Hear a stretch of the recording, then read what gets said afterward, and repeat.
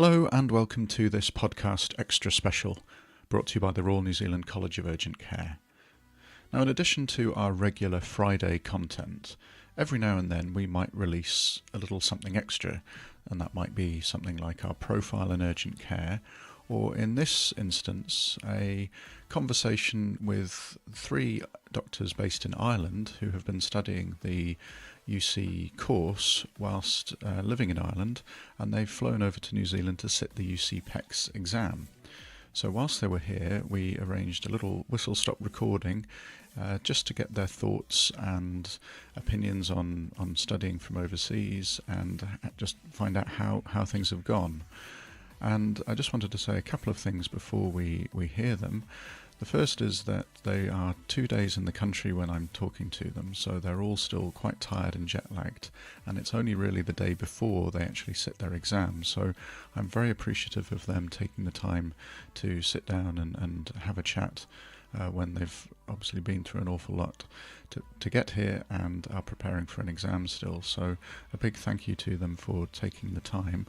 And the other thing is that we were 6 doctors sat in a fairly echoey room, so on occasions the audio quality might drop or you might just not quite hear somebody. I've cleaned things up as best I can, but as I say, we were recording on the fly, and as a result the audio quality is not perfect, so I apologise if you struggle to hear certain bits, but I think having listened to it, I think it sounds okay. So I hope you enjoy listening to it. I hope you enjoy hearing their story from Ireland and studying the course. I hope it might inspire some people from all over the world to consider taking the urgent care training from the Royal New Zealand College of Urgent Care.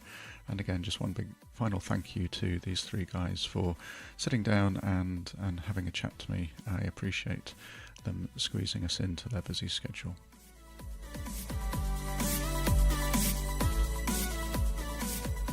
Hey, so welcome to this podcast extra special.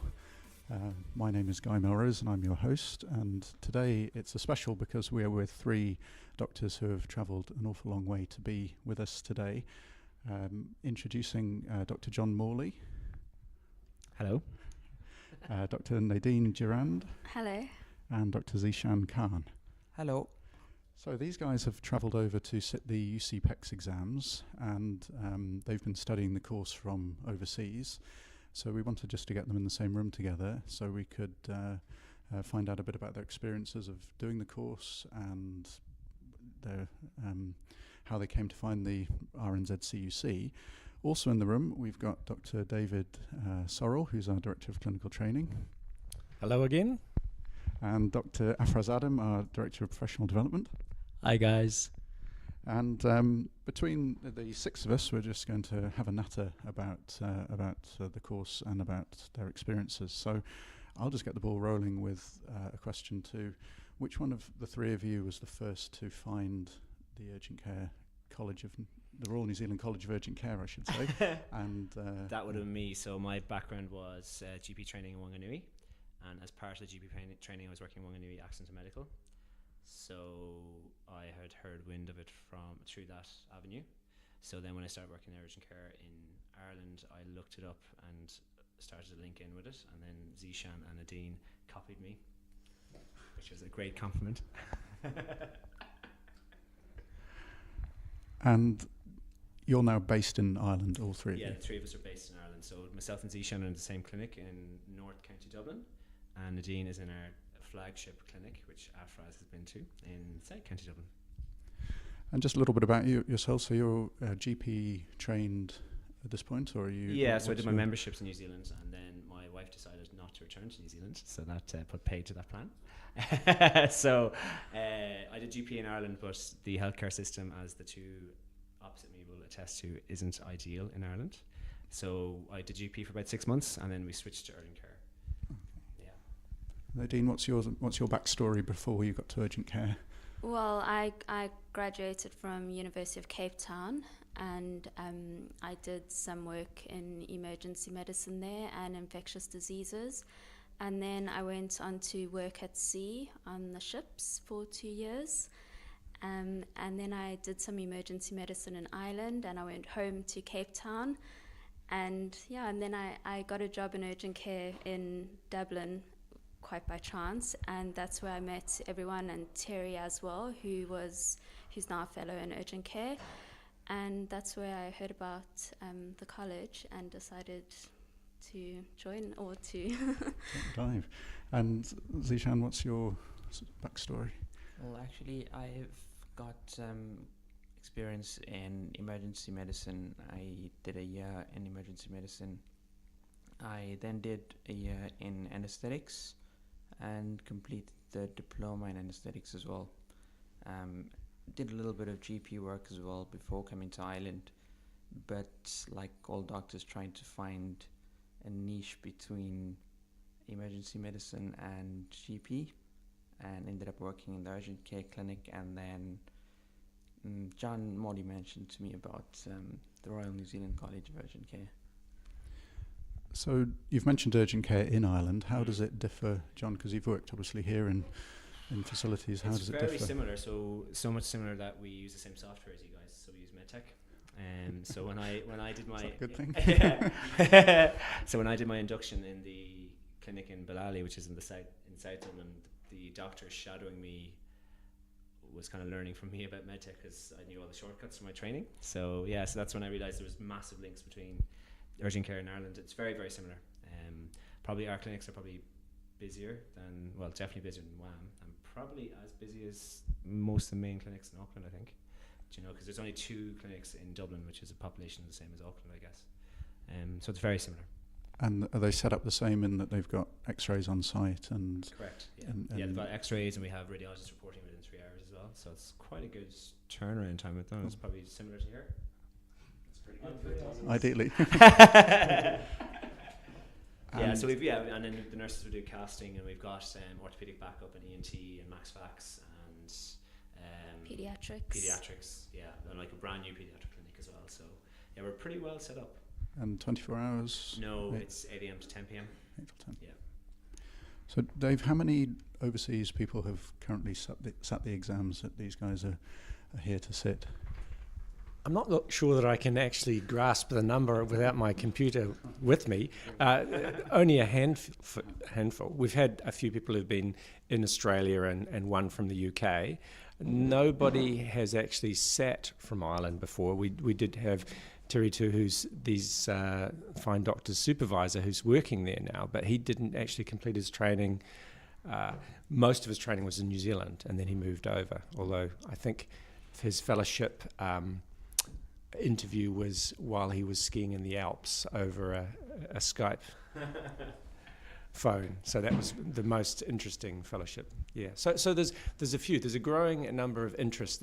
The issue is workplace similarity, and obviously this is the closest that we've seen anywhere, I think, in the world so far, apart from Australia. But even in Australia, it's very, very new.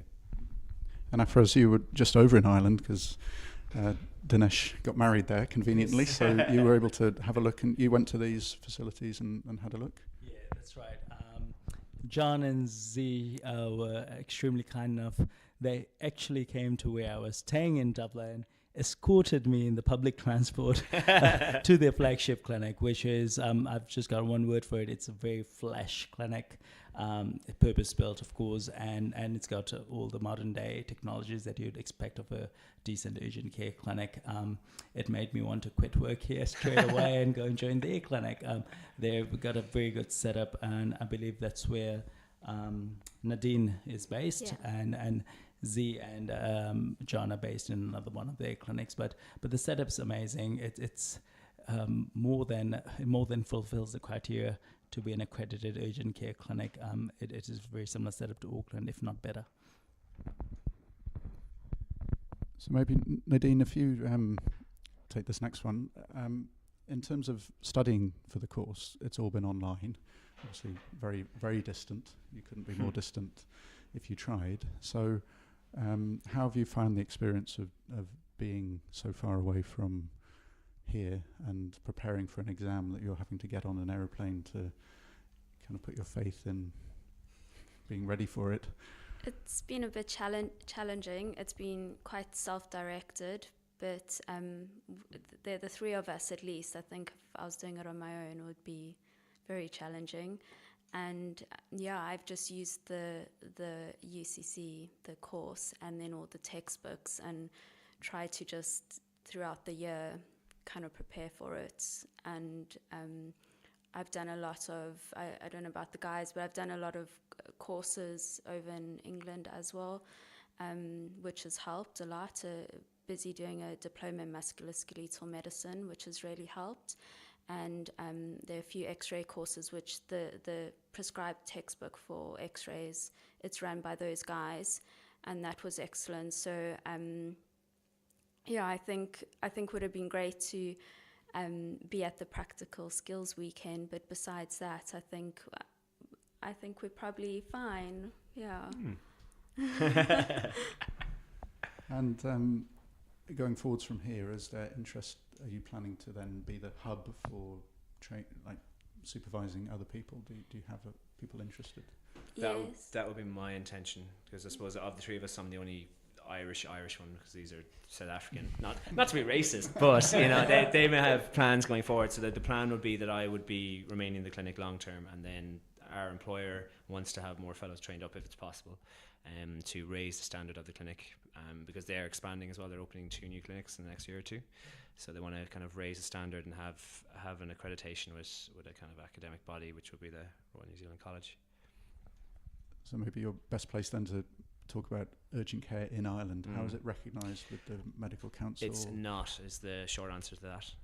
So the Medical Council recognises general practice, obviously, in emergency medicine, but urgent care doesn't have a foothold as yet.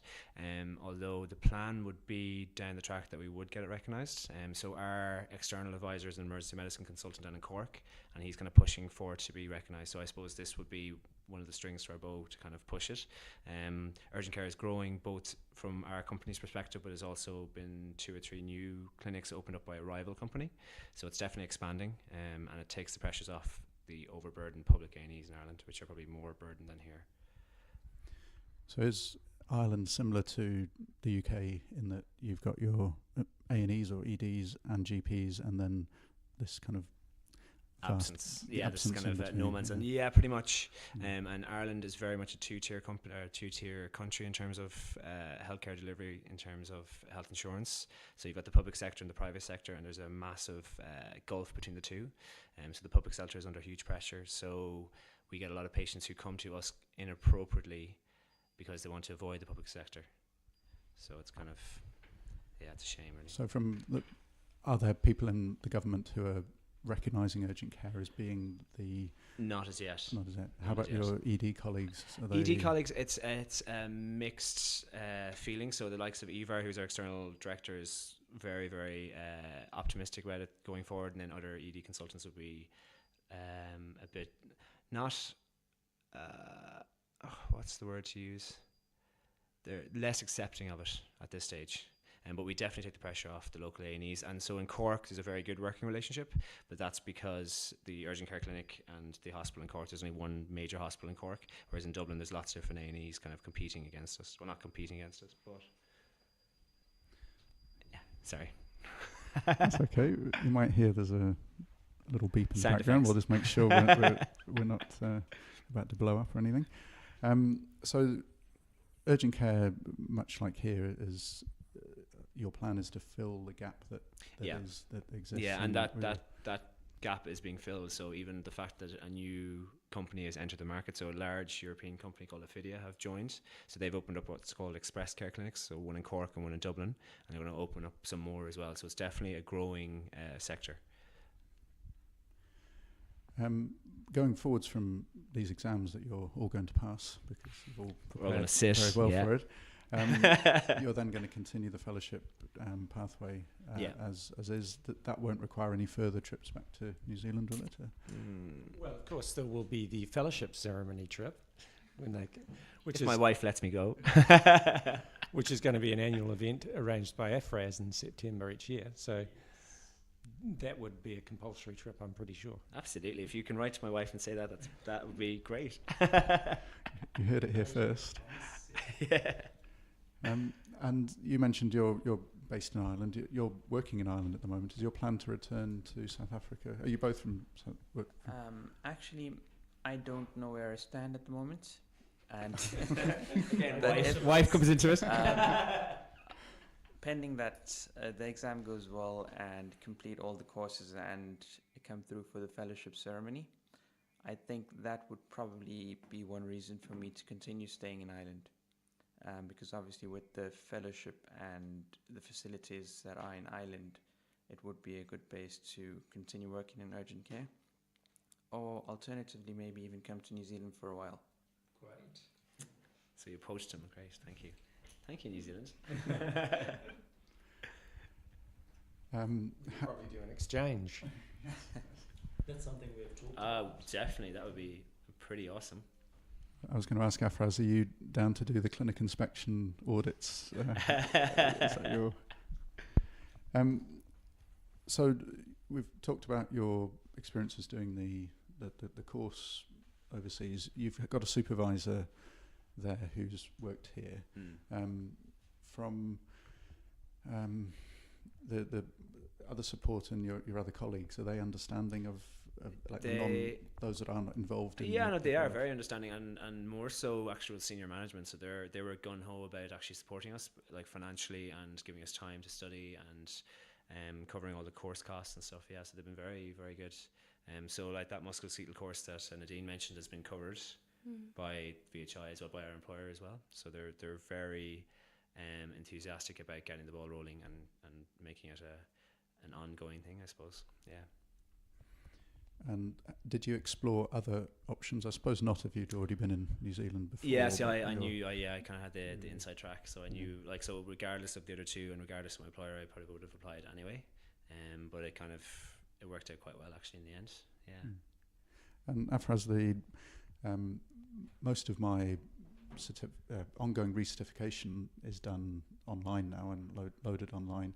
Will these guys be doing the same BPAC online recertification stuff and meeting the same requirements?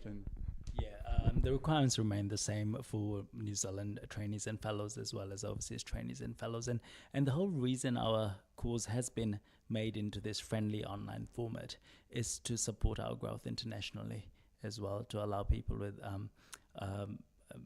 access issues in terms of travel and things of this sort, they'll be able to access online material easily. So most of our recertification for fellows, as you know, are all online based, and they'll be able to attend webinars and things that we are hoping to offer in future, including our urgent care conference, which we're planning to have in 2019, that will be offered as a live webinar for them to attend the whole day conference and gain their CME points as well.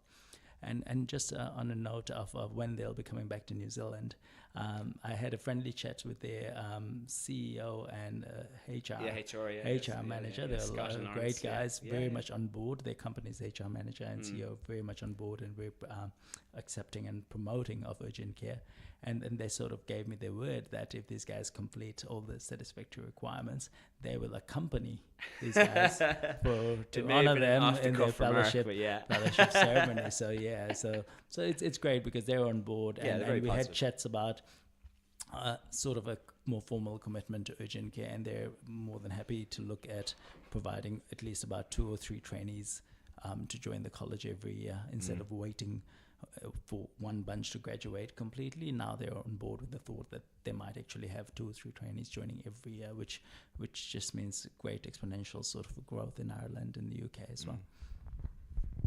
Yeah, so much like the college here started small and continued to grow, John's now expressed an interest in growing it there. So if there's a fellow there who can oversee those things and the clinics and the training and the growth, 1 leads to 2, leads to 4, leads to...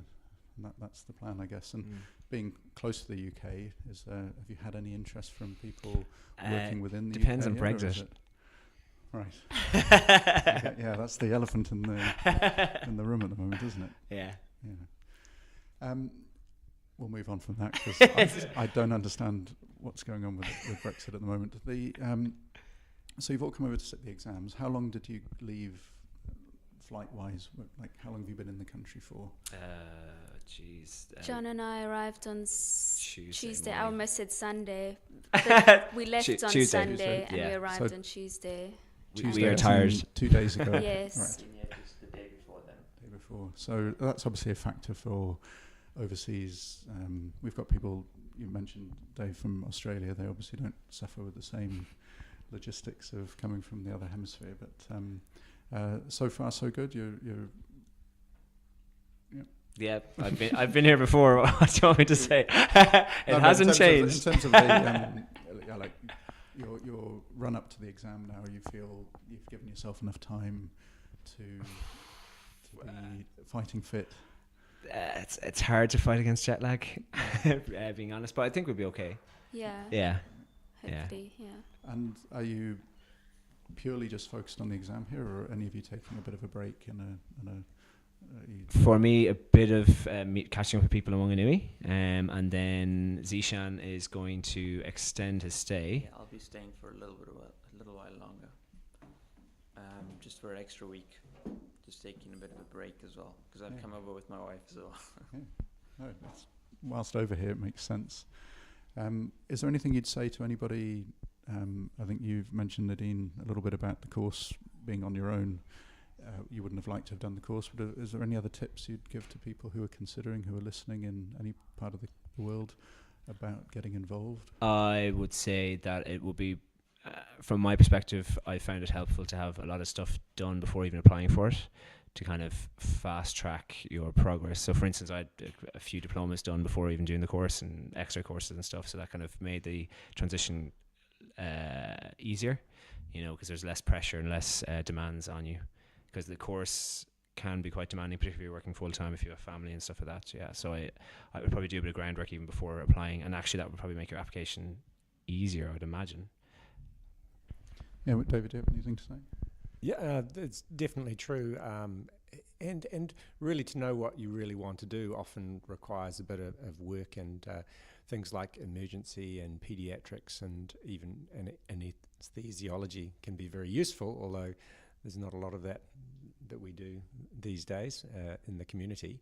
And those hours usually count, certainly in emergency medicine, for your training, so that they're not wasted hours, and always very useful, especially if you can do subspecialty pediatric emergency medicine. And there are, if you are researching it, you could look at courses available, and certainly if you're overseas, it doesn't really matter when you do those courses, because you're going to be not funded by the New Zealand government anyway, so you can get them under your belt and do them without pressure. So trauma courses, PALS courses, papers, looking out for epidemiology papers and PEDS papers and things, or musculoskeletal medicine. You can look at these things that will count towards the training program regardless, and so pick and choose and get some experience.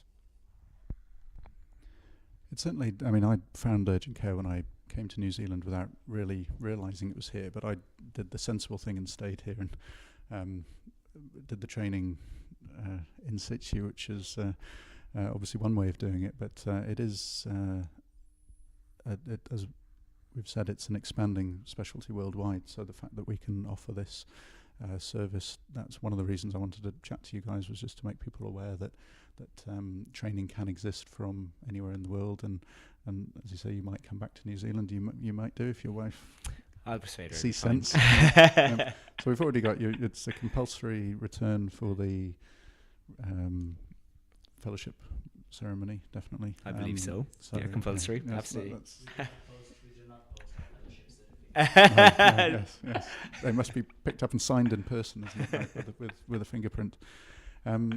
So I'd like to say thank you to you guys for agreeing in your jet-lagged states to have a chat, and just to let people know, because we have been listened to currently in 25 different countries around the globe. So it hopefully, as more people hear it in different places, they might consider doing what you guys have, and it is quite a big undertaking flying here to do it. So my hat's off to you all for doing it, and thank you for sitting down and saying some words, and good luck for your future careers, and maybe we could catch up in the coming years via Skype or in person even, just to see how you guys are doing and how you plot your Northern Hemisphere world domination.